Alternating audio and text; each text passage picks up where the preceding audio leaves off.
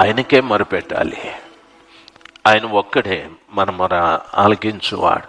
ఆయనే చెప్పాడు, నాకు మొరపెట్టుము నీకు ఉత్తరం ఇచ్చేదనని చెప్పాడు.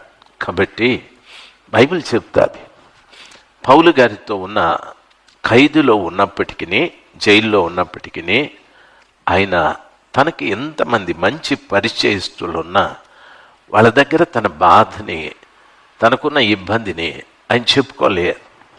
రోమియోల శిక్ష చాలా కఠినంగా ఉంటుంది, చాలా కఠినంగా.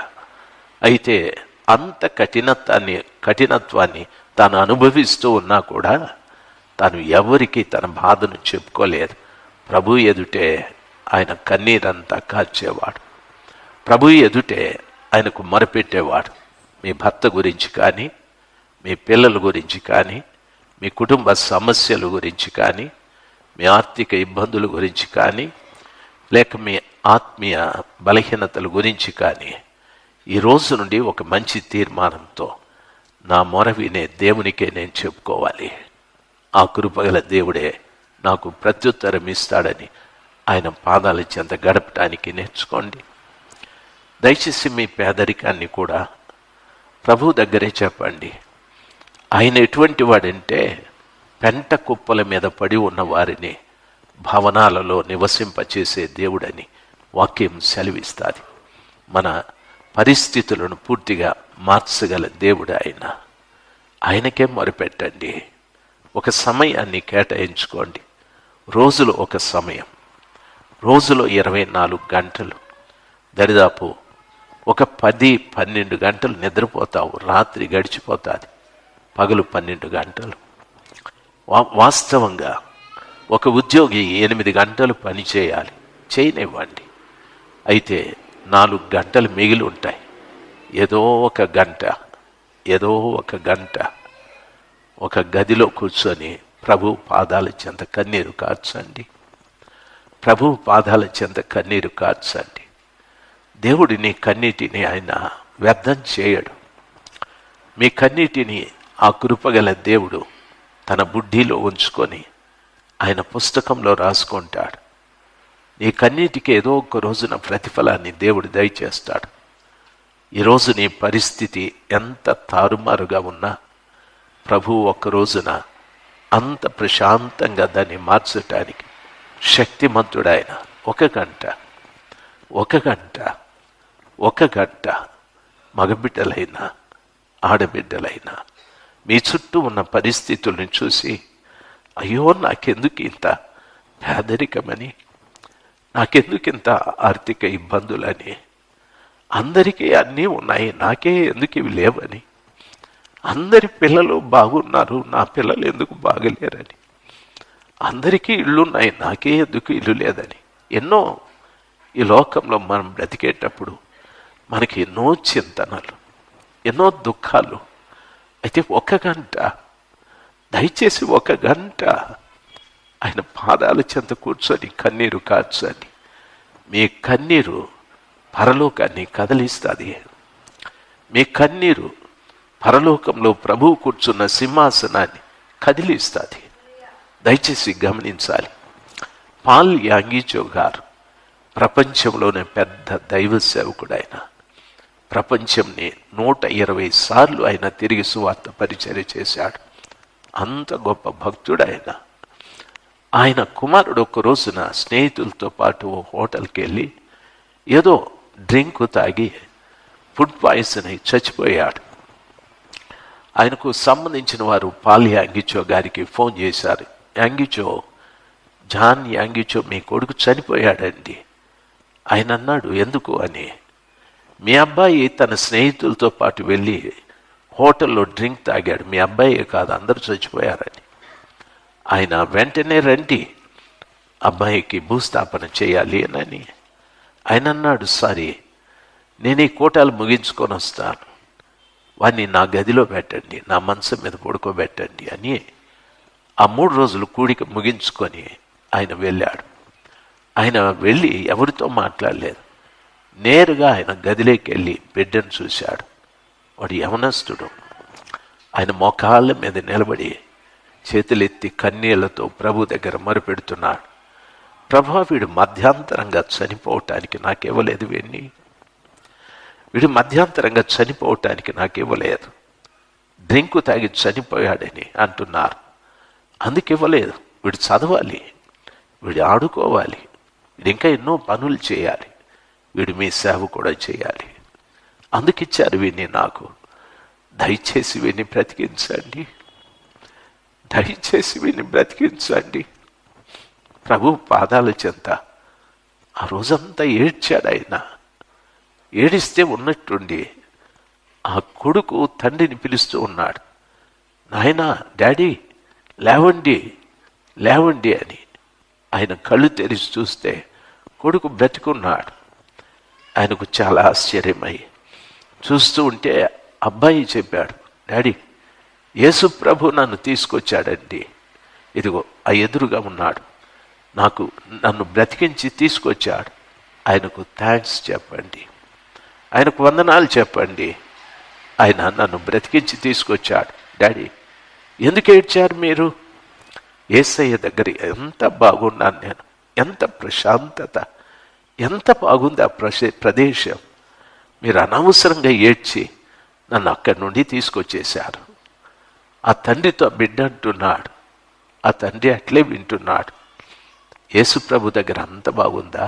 అవునండి, ప్రభు దగ్గర చాలా బాగుందండి.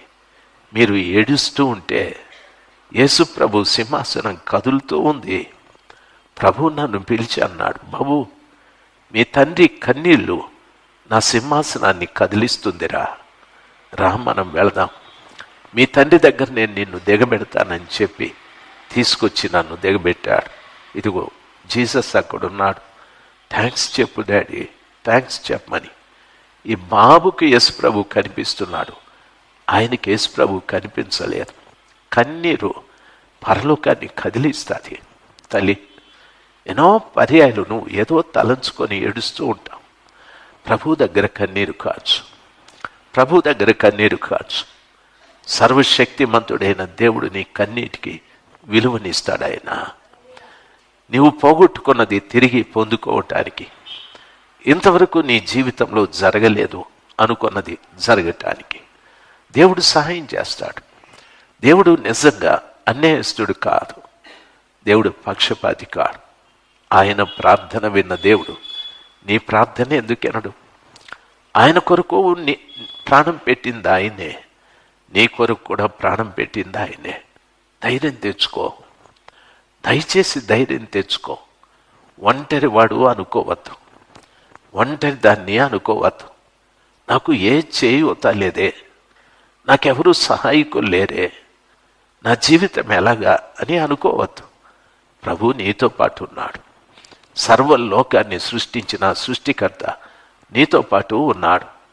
ధైర్యం తెచ్చుకో, దయచేసి ధైర్యం తెచ్చుకో. ఈరోజు ఉన్నట్టు రేపు ఉండదు. ఈరోజు నువ్వు ఎంత వ్యధ చెంది ఏడుస్తున్నావో అంత గొప్పగా నీ నోటి నిండుకు నవ్వును దేవుడు ఉంచుతాడు. ఆయన అంత గొప్ప దేవుడు ఆయన. ఆయనకు అసాధ్యమైన కార్యం ఏది కూడా లేదు. ధైర్యం తెచ్చుకో, దిగులు పడద్దు, ధైర్యం తెచ్చుకో. చాలా పర్యాలు అనుకుంటాం, అయ్యో ఈ కూతురు నేను చేయాలి, ఈ కొడుకు నేను చేయాలి, అసలు ఈ ఇంటి అద్దె ఎట్లా కట్టాలి, నా బ్రతుకు తెరువు ఏంటి, ఎన్నో నీ ఆలోచనల్లోకి వచ్చి నిన్ను కలవర పెడుతూ ఉంటాయి. అందుకే బైబిల్ చెప్తాది, కలవరపడకండి, నా తండ్రి ఇంట అనేక నివాసములు కలవు, లేకపోతే నేను మీతో చెప్పుదును అని ప్రభు చెప్పాడు. కలవరపడకండి, కలవరపడకండి, కలవరపడకండి. ప్రభు దగ్గర కూర్చొని ధైర్యంగా అడగండి. ఆయన నీ కొరకు ప్రాణం పెట్టిన దేవుడు నీకోసం ఏమైనా ఇవ్వగలడు, నీకోసం ఏమైనా చేయగలడు. ఆయన పాదాలని వదిలిపెట్టకండి. ఒకప్పుడు ఎంతో ప్రార్థన చేసేవాడివి, ఎంతో ప్రార్థన చేసేదానివి, అయితే ఇప్పుడు ప్రార్థన లేదు. ఎంతో వాక్యం చదివేవాళ్ళం, ఎంతో సంఘం అంటే ఆసక్తి, సంఘంలో కార్యక్రమాలంటే ఆసక్తి, ఇవన్నీ తగ్గిపోయాయి. ఎప్పుడు దేవుని సన్నిధానంలో ఆయన కార్యాలు మనలో తగ్గుతూ వస్తాయో మన జీవితంలో కూడా అన్నీ తగ్గడం ప్రారంభిస్తాయి. అందుకే బైబిల్ చెప్తాది, ప్రియుడా, నీవు ఆత్మలో వర్ధిల్లుచున్న కొలది అన్ని విషయములలో సౌఖ్యముగా ఉండవలనని నీ కొరకు నేను ప్రార్థిస్తానంటాడు. ఆత్మలో వర్ధిల్లు. ఒకప్పుడు మోకాళ్ళ మీద నిలబడి ప్రార్థన చేసేదానివి, ఇప్పుడు మోకాళ్ళ ప్రార్థన లేదు. ఒకప్పుడు 2 గంటలు 3 గంటలు మోకాళ్ళ మీదే నిలబడేవాడివి, ఇప్పుడు లేదు. ఒకప్పుడు 5 అధ్యాయాలు 6 అధ్యాయాలు చదివేవాడివి, ఇప్పుడు లేదు. ఒకప్పుడు వారానికి 2 రోజులు ఉపవాసం ఉండేవాడివి, ఇప్పుడు లేదు. ఏమైనా మాట్లాడితే నాకు పని ఒత్తిడి ఎక్కువ, నాకు విరామం లేదు, నాకు సమయం లేదు అంటాం. తప్పది. ఎంతో సమయాన్ని దేవుడు ఇచ్చాడు. కాబట్టి దేవుని వాక్యం సెలవిస్తాది. దేవుని బిడ్డలుగా మీకు నా మనవి, ధైర్యంగా ఉండండి. దేవుని బిడ్డలైన మీకు నా మనవి, ధైర్యంగా ఉండండి. ఈరోజు మీ కళ్ళ ముందు కనిపించే ప్రతి చెడు ఒకరోజు మీ వద్ద నుండి తొలగిపోతాది. ఆ కృపగల దేవుడు మీరు ఊహించిన దానికంటే, అడిగిన దానికంటే అత్యధికమైన ఆశీర్వాదాన్ని నీ కళ్ళ ముందు నిలబెడతాడాయన. అత్యధికమైన సంతోషం నీ హృదయంలో నింపుతాడాయన. ఎంతోమంది భక్తుల జీవితాలు నేను చదివాను, విన్నాను. నా జీవితంలో కూడా ఆ దేవుడు ఎన్నో చేశాడు. అందుకే ధైర్యంగా చెప్తున్నా, ధైర్యంగా ఉండండి, భయపడద్దు, అసలు ధైర్యంగా ఉండండి. ఆయన పాద దగ్గర కూర్చొని కన్నీళ్లతో మొరపెట్టండి, కన్నీళ్లతో మొరపెట్టండి. టైము అని కాదు, దేవుడు నీకు ఎంత ఓపికిస్తాడో అంతసేపు ఆయన పాదాలను తడపండి. దేవుని సింహాసనం కదులుతాది. దేవుడు నీ వద్దకు పరిగెత్తుకుంటూ వస్తాడు.